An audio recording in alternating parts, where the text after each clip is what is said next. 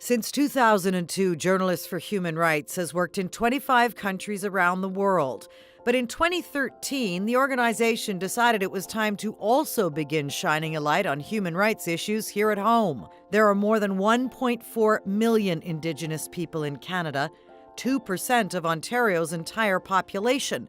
Yet a study conducted by JHR showed that only 0.28% of news stories in the province covered Indigenous issues.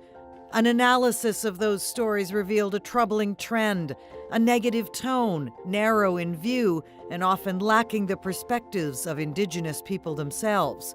Many times it was people who were coming at it from mainstream media who were not Indigenous, who were covering Indigenous people and their issues, and who really didn't understand, historical traumas. They didn't understand the history behind everything that had occurred and that really created today's realities for Indigenous peoples across the country. In response, JHR launched the Indigenous Reporters Program, aimed at improving the quality and quantity of Indigenous voices in mainstream media.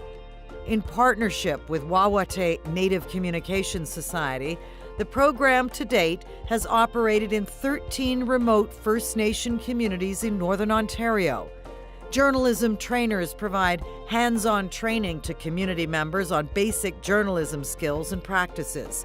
This really gives power to Indigenous people to be able to tell their own stories. So far, more than 400 people have been trained in basic journalism practices, and 40 have received intensive training. Their stories have reached an audience of more than 2.2 million Canadians. The program has also offered 19 scholarships to Indigenous journalism students and facilitated 20 internships in leading newsrooms across Canada to emerging Indigenous reporters. The Indigenous Reporters Program also works to educate non-Indigenous journalists in mainstream newsrooms across this country. Thinking long-term, JHR has designed university curriculum on Indigenous reporting that'll be implemented in journalism programs across the country, ensuring the sustainability of the program. When the Truth and Reconciliation Commission of Canada released its final report, one of its key recommendations was for Indigenous communities to be the custodians of their own stories. The Indigenous Reporters Program is working toward making sure that happens. Beautiful, brilliant writers and storytellers do exist. We just haven't met them yet.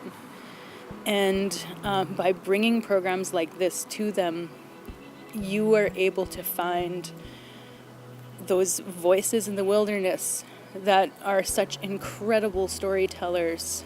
They don't have a platform, and they probably never even realize that they have a song and a stride and a vision that can resonate in so many places if only somebody would actually take a little bit of time with them. And that's what this does.